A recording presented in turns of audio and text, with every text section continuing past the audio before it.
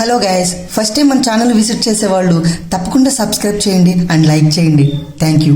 ఇప్పుడు ప్రపంచవ్యాప్తంగా జనాభా మొత్తంగా చూస్తే సగం మందికి పైగానే రైల్వే ప్రయాణమే ఎక్కువగా చేస్తున్నారు.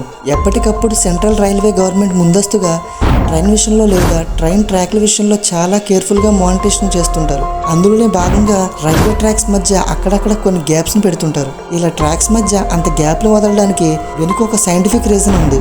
సాధారణంగా ఇనుముకు సాగే గుణం ఉంటుంది. దీని కారణం వల్లనే సమ్మర్లో వేడికి ఆ పట్టాలు సాగడం మొదలవుతాయి.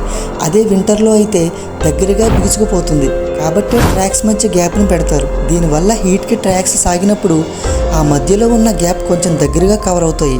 అసలు ఈ గ్యాప్ లేకపోతే ఏమవుతుందంటే అవి సాగేటప్పుడు కొద్దిగా గ్యాప్ లేనట్లయితే అది చాలా టెన్షన్కి గురవుతుంది. అలాంటి సిచ్యువేషన్లో ట్రాక్స్కి పగులు రావడం స్టార్ట్ అవుతుంది. ఆ టైంలో ప్రెషర్ని తట్టుకోలేక ఒక్కసారిగా పట్టాలు విరిగిపోతాయి. ఇలా జరిగితే వాటి మీద వెళ్ళే ట్రైన్ స్టెబిలిటీ కోల్పోయి యాక్సిడెంట్లు గురవుతాయి. కానీ ఈ మధ్య డేస్లో ఇలాంటి గ్యాప్స్ని తగ్గిస్తుంది గవర్నమెంట్. ఎందుకంటే ట్రైన్ ఆ గ్యాప్ దగ్గరికి వచ్చేసరికి చాలా ఎక్కువగా సౌండ్స్ వస్తుందని వాటికి వెల్డింగ్ చేస్తున్నారట.